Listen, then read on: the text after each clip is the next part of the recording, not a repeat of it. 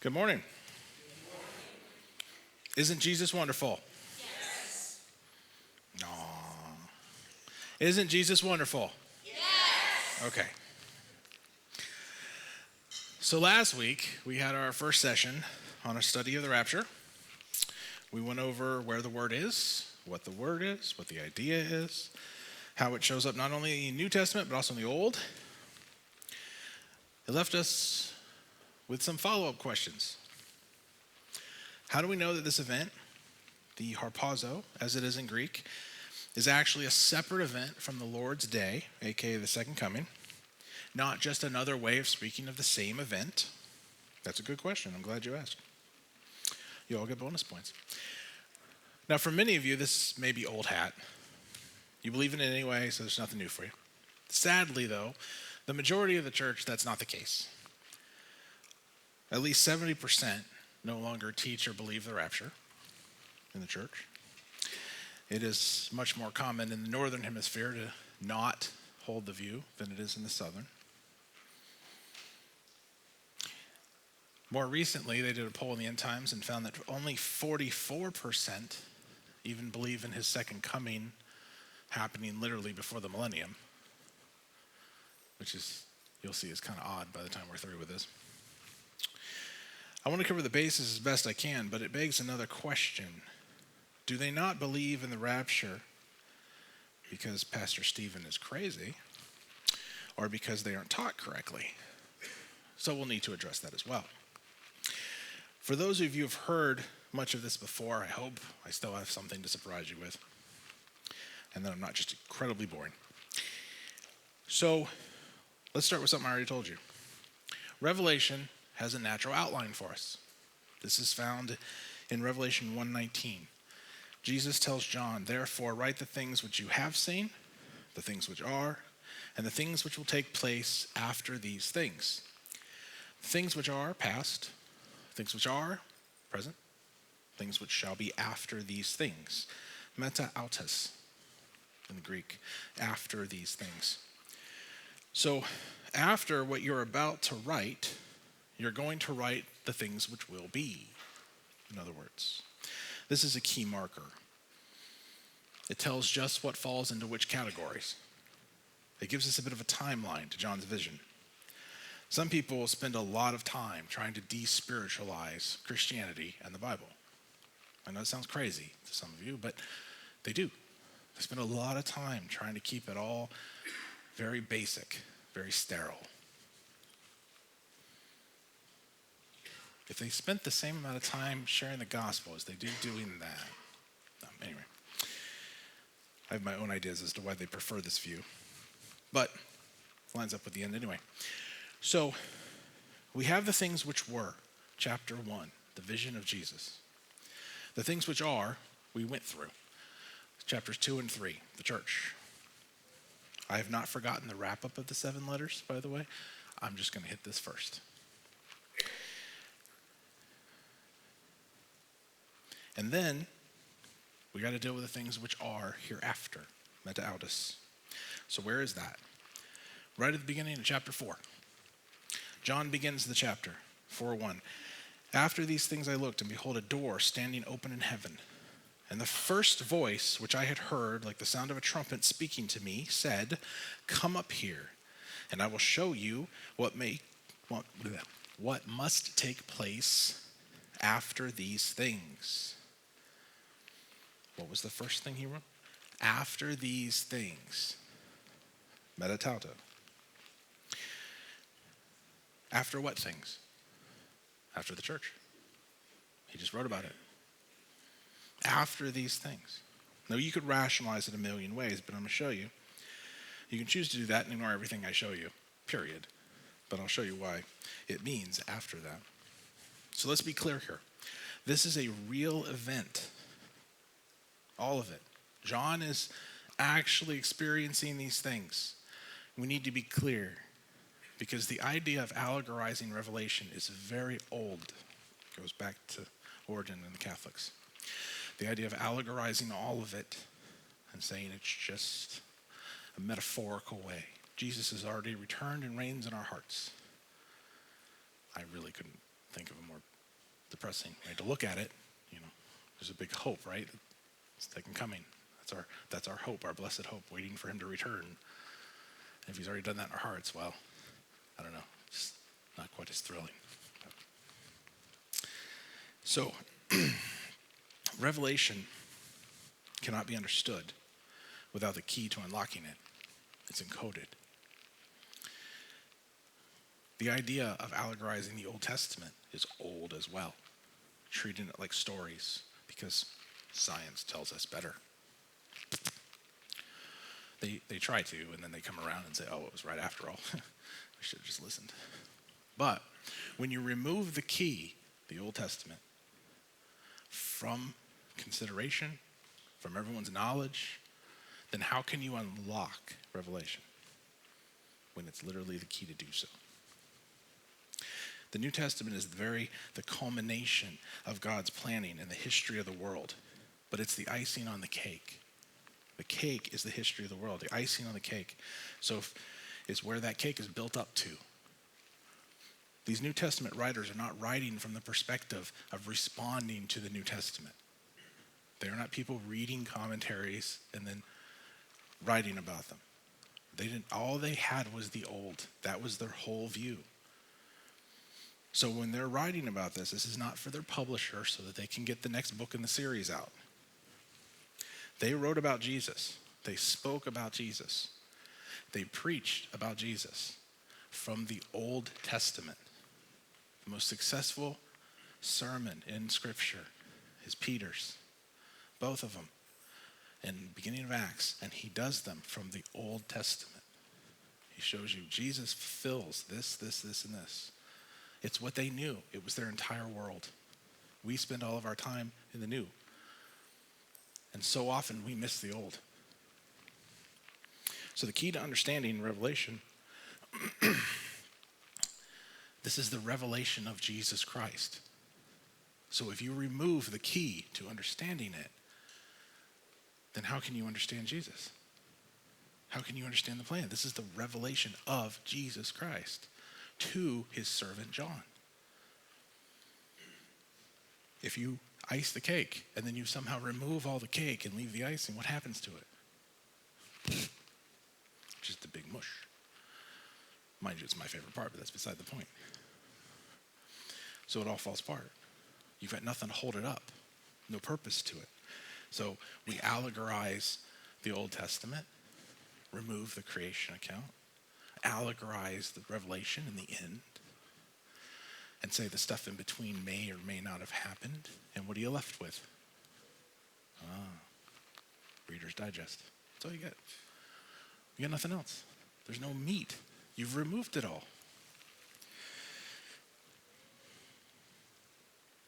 I think that if you love the Lord, you'd want to know him. How can you love him without knowing him? So if you remove the only way to know him, how can you love him? These are not events from a dream that John has. They are not some esoteric hallucination from a convicted man stuck in the hot Patmos sun for too long. They are actual literal events that he is describing and physically experiencing. Let me show you. He records that Jesus said, I will show you. Physically, I will show you. Revelation 4:1 and 21:10. John says he looked. Greek, he looked with his eyes. He saw. He looked. It says it 70 times. Then John tells us he saw, again with his eyes, 35 times. He beheld 7 times. He heard with his ears 23 times. He is physically encountering these events. His physical senses are what he's using to take this in. These events are real. And we see an outline of what happened that led to this writing, then the writing to the current people, and then the issues that will come and what to expect.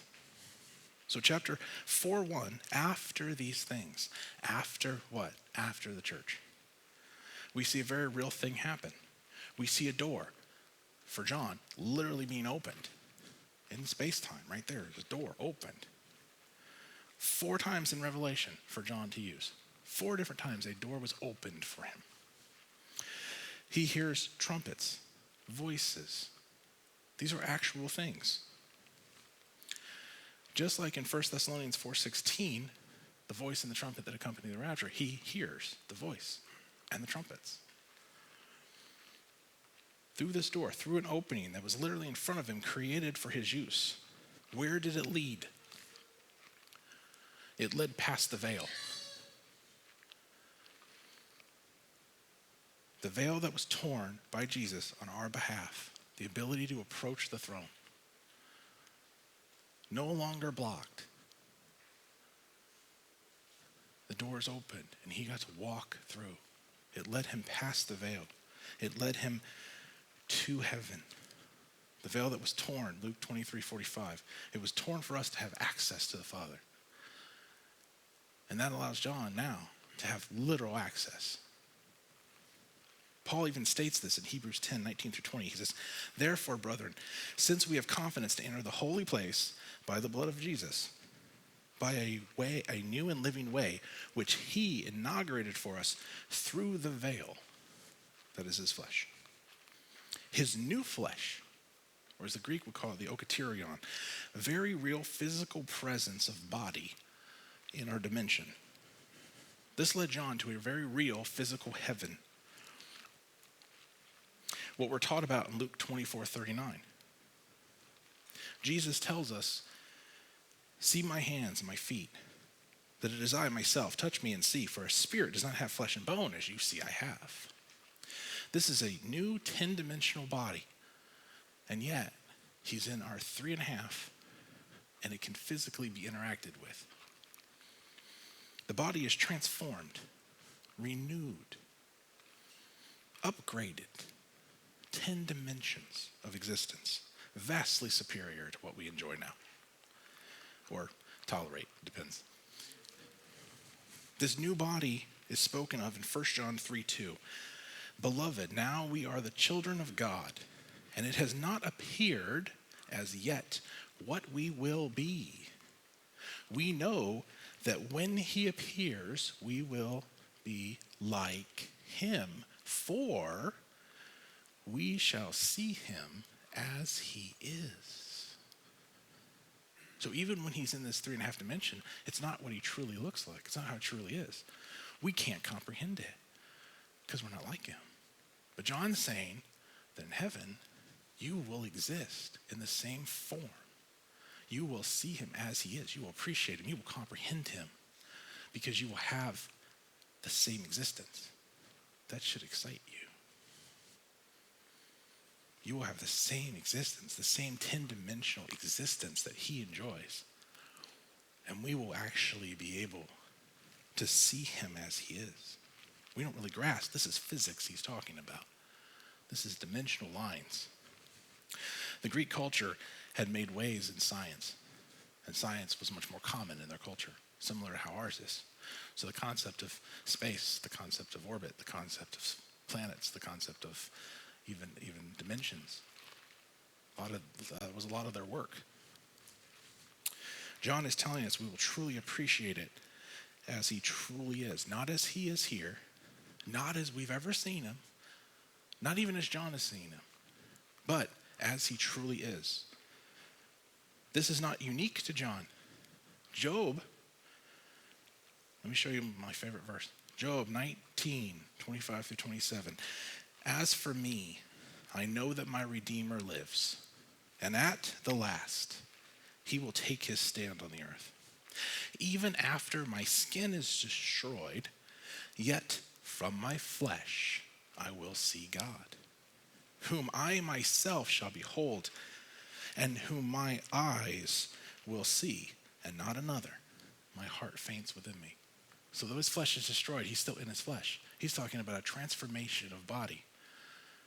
He's talking about the old is done, and yet he still exists. It's like the old is gone, the new has come. He sees the Redeemer, which is a very interesting phrase to hear in the Old Testament. Redeemer. Our existence will be gone, yet remain. We'll have no form, yet we have a form, and we see the Lord with it. It's not something I would expect from the Old Testament. It's one reason I love it, that verse. But especially from the oldest of the Old Testament books, a reference clearly about Messiah. What a sentiment. His Redeemer. We will exist on the same dimensional plane as he does, and therefore we will know him as he should be known. This means he is telling us how we will be transformed into a new form that would allow this. It's a big deal. Paul expresses it in 2 Corinthians 5, 1-2. He says, "For we know that if the earthly tent, which is our house, is torn down, we have a building from God, a house not made with hands, eternal in heaven. For indeed, in this house we groan, longing to be clothed with a dwelling from heaven." Now the words here, tent, very educational words. In Greek, it's the word okaterion. And though it's translated house or tent, it carries much more than that. It literally means your form. When it's applied to a person, it means them, their bodies, their form. This is our tent. We wear it right now. We clothed in it, okay? Paul is telling us that our new form will replace our old one. We will be clothed, epidoumai. It means clothed, but specifically, it means a new form put on, worn over the old. So it will be all over our current earthly, as in it'll be like this, but it'll be heavenly. It will be part of heaven. We will be clothed with heaven. What does that mean? Will we wear heaven? The word okaterion only appears in 2 places in the Bible. And when this happens, you can pull from the Bible. But to truly expand, you've got to look at, okay, how do Greek users write it? What do they mean? Just like you would with English. How is this word used? It shows up in Jude 1:6 when it speaks of the angels who sinned. Jude says, "The angels who did not keep their own domain, but abandoned their proper abode, he has kept in eternal bonds under darkness for the judgment of the great day." They abandoned or left behind their okaterion, their form, their tent. They left it. And they took on new ones here. So link these ideas. They left their form. They put on a new one. We put on a new one. Leave here and go up there. We do the opposite. We put on this new form. Heaven is 10-dimensional. Whatever it's made out of, the wording links to not only heaven but to the body, as if it's the same material, as if you wear heaven. Whatever that dimension's made out of, that's what you're made of. Same basic forms. Not that weird, because everything found in your body is found all around you, in the dirt, in the buildings, in the air. We're made of the same stuff the rest of the planet is. Something that transcends dimensions yet is totally visible and tangible. Something that allows us, like Jesus, to decide when the rules of the dimension actually apply and when they don't. It's how he went wherever he wanted instantly. It's how he could be visible or not, float or stand, appear, disappear, be known, or be hidden, and yet be aware of everything. We take on heaven as a form. This is not only a very physical place, but a place we become part of. This is very real when the Bible talks about it. It is not using, even when it speaks poetically, it is talking about a very real event, okay? When does this happen? In heaven. When we ascend. We are transformed, as Job tells us, into a new form, as John tells us, and this happens when Paul tells us in 1 Thessalonians 4, 13-18. "But we do not want you to be uninformed, brethren, about those who are asleep, so that you will not grieve, as do those who have no hope. For if we believe that Jesus died and rose again, even so, God will bring with him those who have fallen asleep in Jesus. For this we say to you by the word of the Lord, that we who are alive and remain until the end, until the coming of the Lord, will not precede those who have fallen asleep. For the Lord himself will descend from heaven with a shout, with the voice of the archangel and the trumpet of God, and the dead in Christ will rise first. Then those who are alive and remain will be caught up together with them in the clouds to meet the Lord in the air. And so we shall always be with the Lord. Therefore, comfort one another with these words. Cool. We're transformed. We're taken up. We're caught up. We talked about this last week. Harpazo, forcefully yanked out of our existence. We have no say. That's why I joked. If you don't believe in the rapture, we'll explain it to you on the way up.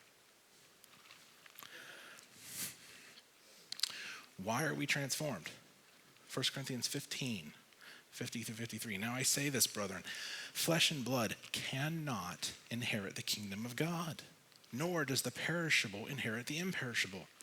Behold, I tell you a mystery. We will not all sleep, but we will be changed. In a moment, in a twinkling of an eye, at the last trumpet, for the trumpet will sound, and the dead will be raised imperishable, and we will be changed. For the perishable must put on the imperishable, the mortal must put on immortality. We are transformed because we cannot go as we currently are. We don't get to heaven like this, which is a great thing. It means we get something new, right? We as 3.5-dimensional beings cannot move up without becoming the level at which that dimension exists. So if we wanted to move to the 4th, we'd have to upgrade ourselves somehow, which we can't do, but we'd have to become 4-dimensional beings. Notice this happens in the twinkling of an eye, which is poetic. People say it. But you realize it's actually a measure of time. That's the amount of time it takes for light to go from the front of the eye to the back of the eye. And that's really fast. 10 to the negative 43rd of a second. Speed of thought. It's actually the digital limit. See, you would think that if I had a 12-inch ruler and I cut it in half, how many inches would I have? Okay. And I cut that in half, what do I get? I cut that in half. I cut that in half. How long can I do this? But you can't. There's actually a limit. 10 to the negative 43rd. Once you get that small, you cease to exist here. And it goes to what's called the quantum. Not like Marvel does it. Totally wrong. The quantum universe. It's so small. It's smaller than an electron. And once you go smaller than that, you're not in our dimension anymore. DNA, for instance, contains digital code. Information encoded on actual, tangible, physical genetics. All digitally.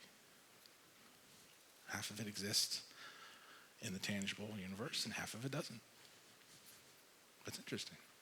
You wouldn't think that, would you? Because we're used to everything being mechanical. But once it gets to a certain point, it's not anymore. We've tried to replicate this with computers. So we talk about digital information. We find that there's already an encoding of that in our existence. So, what is this rapture? What does it have to do with us, Pastor? Well, you got to know what's happening, when it goes down, how it goes down first.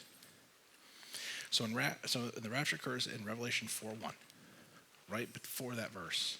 Metatauta, after those things. After what? After the church. This may sound like a reach until we do the wrap-up, so bear with me for now. As we spoke about how we need to understand this event, so I want you to be clear on what is happening, what it is, what's going on, so we can clearly differentiate between these events. Okay? So we have the harpazo, which is commonly called the rapture, which again is taken from the Latin. That's why nobody can find it in their Bible. And then the Lord's Day, or the second coming. The Bible typically always calls it the day of the Lord, or the Lord's Day. Let's see some scriptural references for them and see if there's differences. John 14:1-3. Do not let your hearts be troubled. Believe in God, believe also in me. In my Father's house there are many dwelling places. If it weren't so, I would have told you. I go to prepare a place for you. If I go and prepare a place for you, I will come again and receive you to me, that where I am, you may be also. And we know this one. We read it last week. Yes, we did. So, does this prove anything? Maybe, maybe not. By itself, it'd be kind of hard. Notice he says he will come get us. We talked about this last week with the wedding model. That the whole marriage model was created for this purpose. And if you remove the rapture as the idiom, the whole thing breaks apart. There has to be a moment that he comes to get his bride. And people would say, well, yeah, this is the second coming. Is it? He leaves, prepares the place, comes back to gather us. Now, let's look at Jude 1:14-15. It was also about these men that Enoch, in the seventh generation from Adam, prophesied, saying, behold, the Lord came with many thousands of his holy ones, or saints, to execute judgment upon all, and to convict all the ungodly with their ungodly deeds that they have done in an ungodly way, so that all the harsh things which ungodly sinners have spoken against him. Sounds cool. We get to see him judge. He comes and judges everything. But wait, he comes for us? No, he comes with. He comes with saints.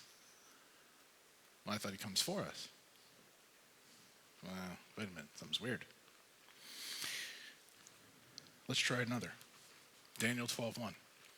See, there's some nuggets in the Old Testament, I'm telling you. Daniel 12:1. Now at that time Michael, the great prince who stands guard over the sons of your people, Israel, will arise, and there will be a time of distress, such as never occurred since there was a nation until that time. So in all of history, it's never been this bad. The Great Tribulation. And at that time, your people, everyone who's found written in the book, will be what? Oh. We got a few things to talk about. First of all those what? Written in the book. Whoa, I thought that was a New Testament thing. What book?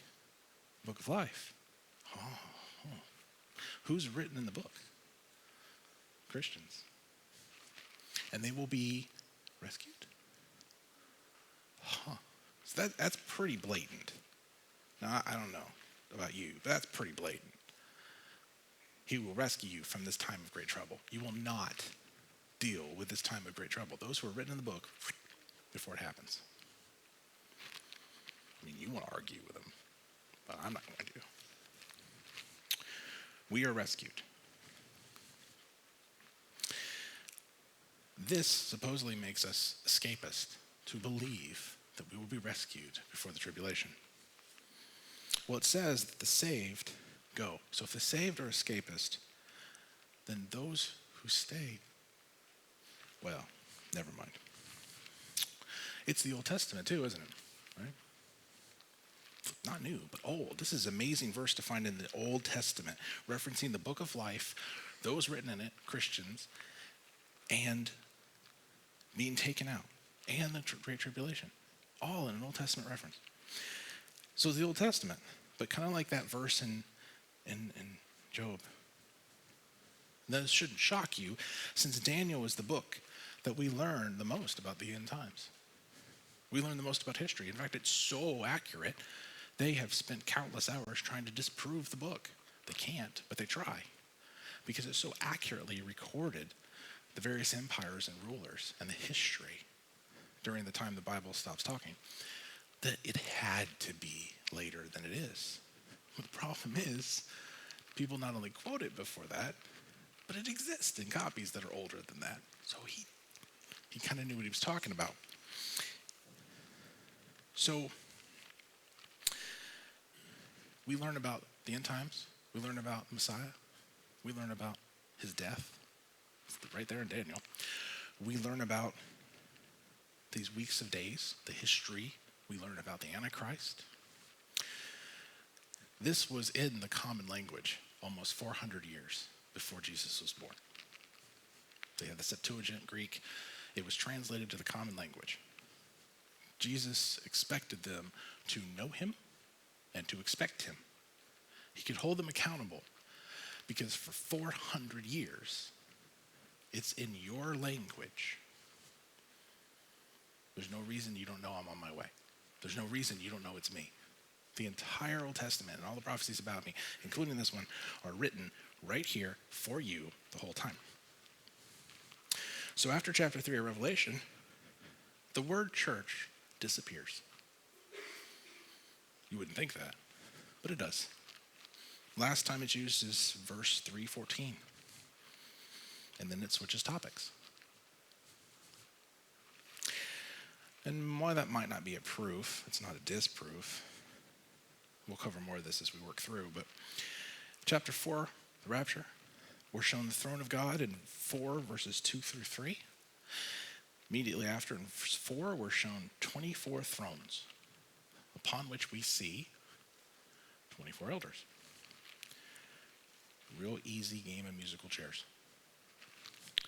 Now, people will rationalize out their identity because they're convinced this can't be the church. The funny thing is, I've prefaced this several times already, 24 is our number. 24 is the number of the church. See, 1 Chronicles 24, David had to deal with thousands of priests, about 5,000. And he didn't want to do that. Who would? Deal with that many people, right? So he organized and delegated. And he split them into courses. And these courses show the order in which they serve the temple. In fact, this order has been followed. This order has been followed so well that we can actually date specific parts of the Bible to the time because we know when that course was running, because it's referenced as a marker. So he divides them. Guess how many courses? 24. And he calls them the royal priesthood. That's their job. They're the royal priesthood because they deal with David.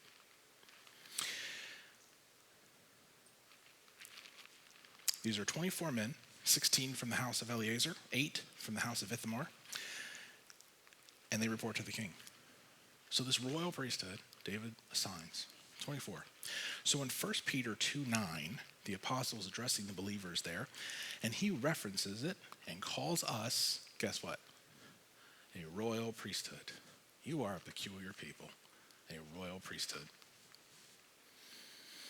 This assigns that name to the church. Peter did for you. This is not Pastor Stephen reaching and pulling something out of the air. Peter just did it, okay? This assigns the 24 too. But when dealing with the end times, if you look at the prophecies about the end times and about the Messiah, you will see that it goes from Jesus to the Antichrist. And it skips us. It skips this period. It references it a set amount of times, and it skips us every time. Guess how many times? 24. 24 times it references the events, and 24 times it skips us. To make sure you catch the link, the Holy Spirit does these little things. It's assigned. Otherwise, it would have nothing to do with the church. For example, Daniel 9:26-27. Then after the 62 weeks, the Messiah will be cut off. Karat, it means executed in Aramaic, and have nothing. And the people of the prince who is to come will destroy the city and the sanctuary, and its end will come with a flood. Even to the end there will be war, desolations are determined. And he will make a firm covenant with the many for 1 week.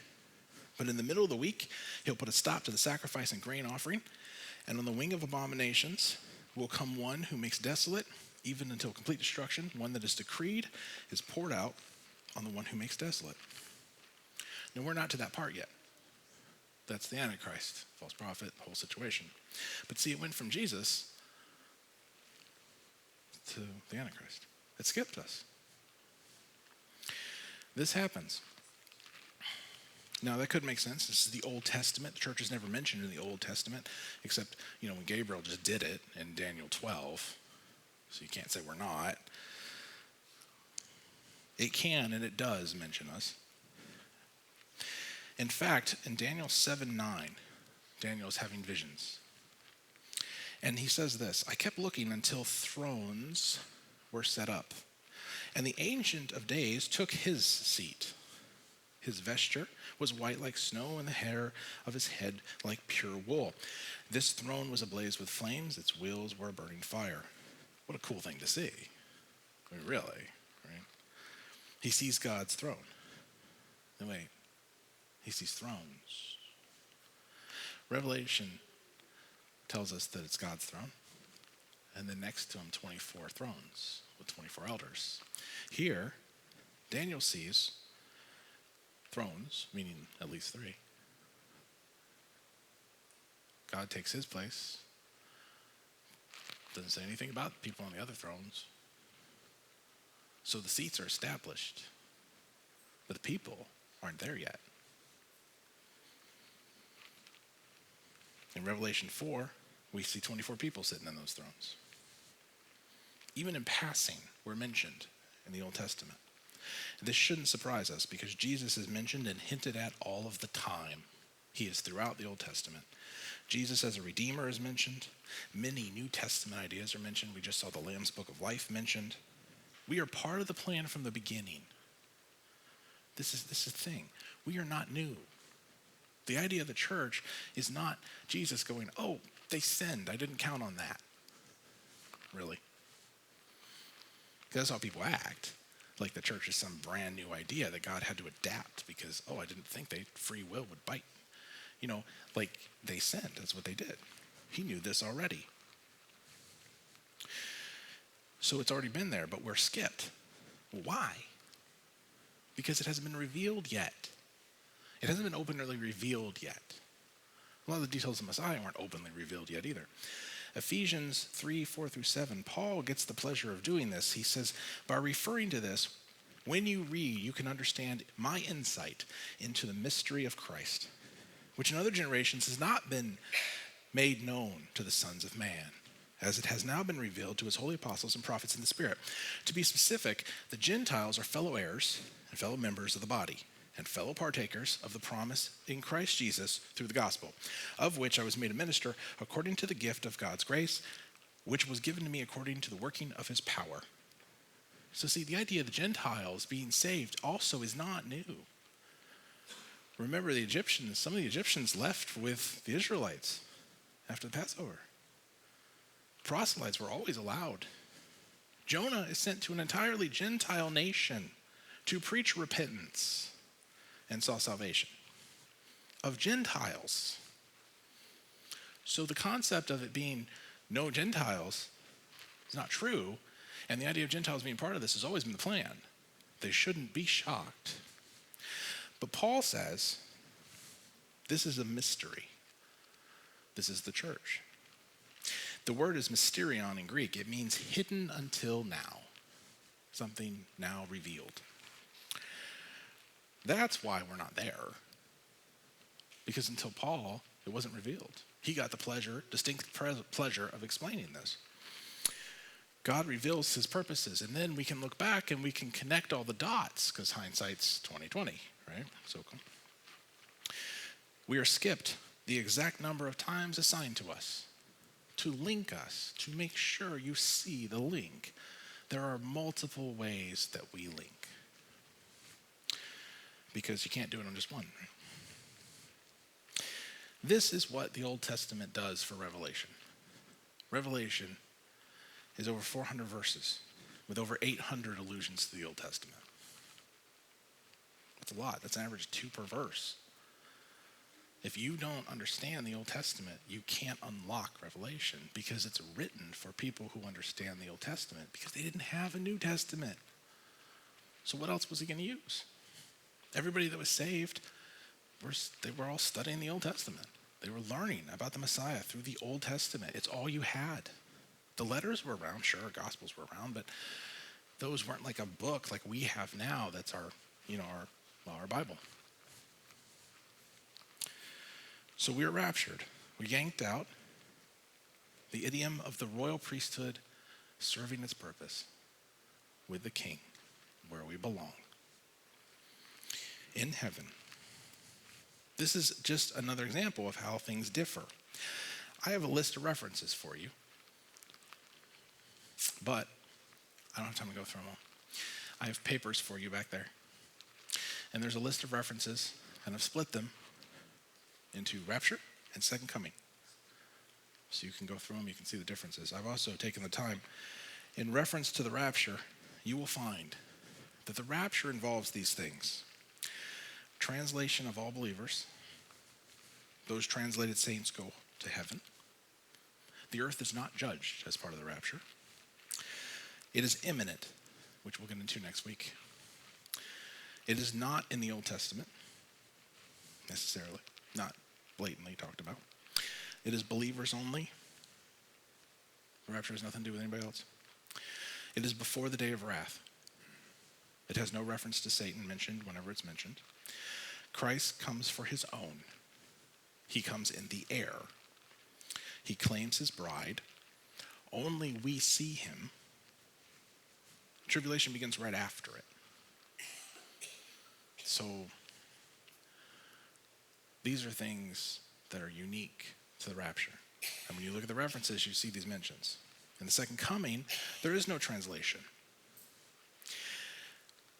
Translated saints are returning to earth in those references. Earth is judged because it's after the tribulation and leads to the judgment. Righteousness is established. It follows very set signs. You have 7 years, at least, of signs leading to this event. It's predicted often in the Old Testament. In fact, most of what you'll learn about the millennium and the end times, you will learn not from the new, but from the old. The second affects all men on earth. Everyone sees him. It concludes the day of wrath. Satan is bound. Christ comes with his own. He comes to earth. He touches down. See, in the rapture, he never touches down. He stays up there. In the second coming, he touches earth, and there's a great earthquake when he does it. Every eye will see him. It is not fast overdone. It's not twinkling of an eye event. See, one event is clearly twinkling of an eye. The second coming is not. The second coming, he shows off. This is him coming in power. This is, I'm here to fix things. Every eye will see him. And that's interesting considering the physics of the planet. Is it because everybody has a cell phone and they can all see the news and they're watching Armageddon anyway? Or is it because he warps time and space? Everyone sees him. Some people I would know would say that proves the earth is flat, but we won't go into that.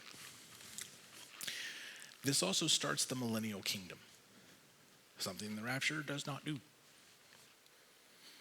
So, anyway, in closing, we're dealing with two very clearly different events. And if that's true,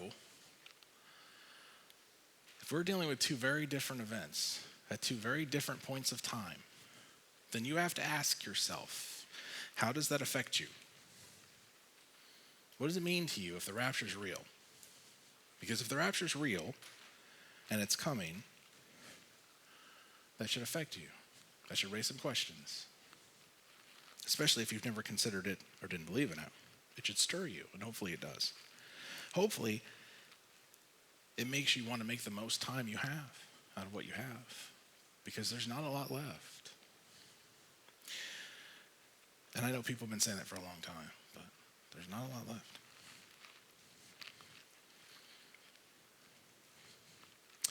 This means we're not waiting for some 7 years of events to happen, because it starts it all. So all these signs people are trying to assign to everything right now doesn't mean anything. Those are all unique events that happen in the tribulation at a degree that is unique to that time period.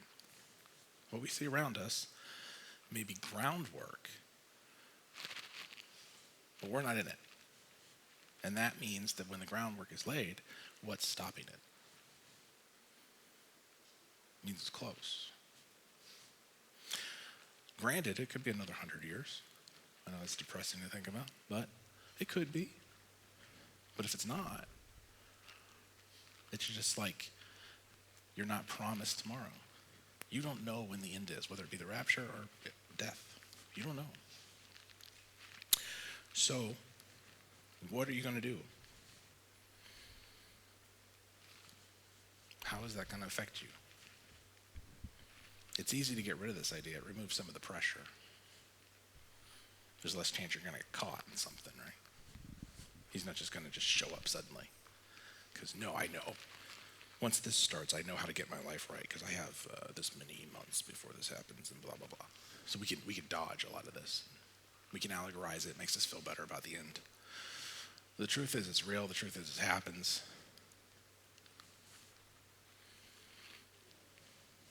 The Lord is not a wife beater.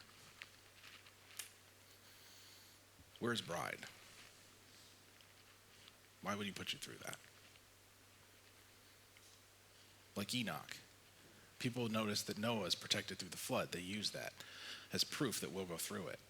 But what they miss is that Enoch was raptured out before the flood. Noah is not the church. Enoch is. Gone. He's not going to put people through that. We'll continue to work on this idea and the proofs next week. Also the problems with other ideas. The problems that are created with Revelation and with all of eschatology if you try to remove the rapture. But in the meantime, let the Spirit work in you. Let him teach you. Let him guide you. Let him search you. Let him help you be ready.